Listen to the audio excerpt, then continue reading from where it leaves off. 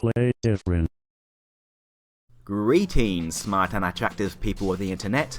In today's video, we're looking at Blahblob, a brand new game from Brian Kendall, the creator of Mac Shareware favourite Unicycle.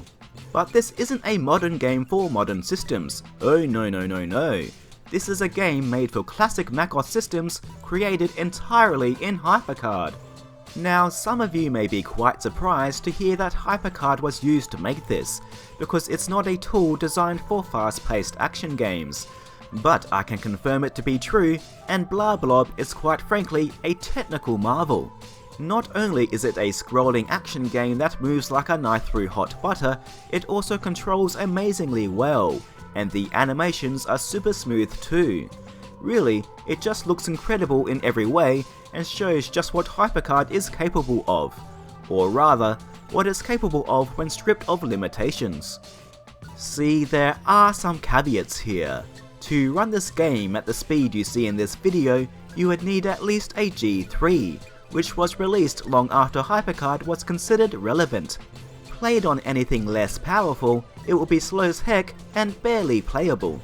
It can be run perfectly in an emulator for older systems, which I'm doing here, but the CPU has to be artificially sped up.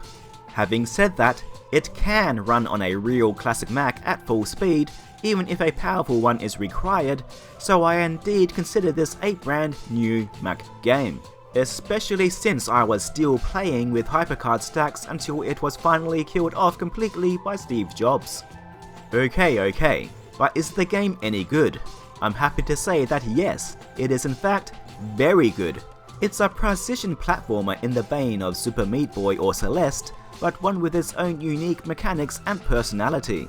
Said personality shows that Kendall has retained his whimsical, quirky humour from his youth, with a cartoonish, blobby protagonist with big googly eyes that spin around with movement, and silly sound effects and funky music that give the whole game a really feel-good vibe.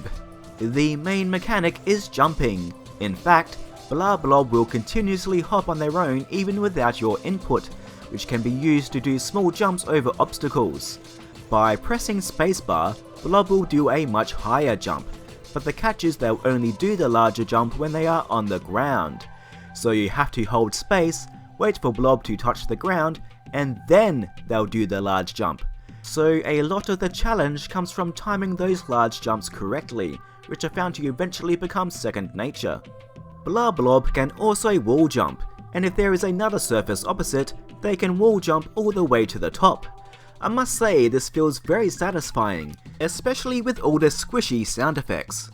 The first half or so of the 20 levels are mostly about using these mechanics to avoid spikes and navigate around devilishly designed environments. But soon mechanics are introduced such as springs and buttons and levers that activate or move platforms.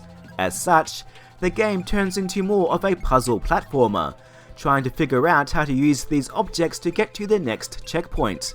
Oh, and they're also used to create increasingly devious traps. I found the level design to be very clever and well thought out, making the most of the mechanics on offer. There are a couple levels that I felt were much weaker than others, but overall I found everything about this game to be top notch. Really, I just wish there were more of it, since there are only 20 levels and a few of them are just there to introduce the player to new mechanics.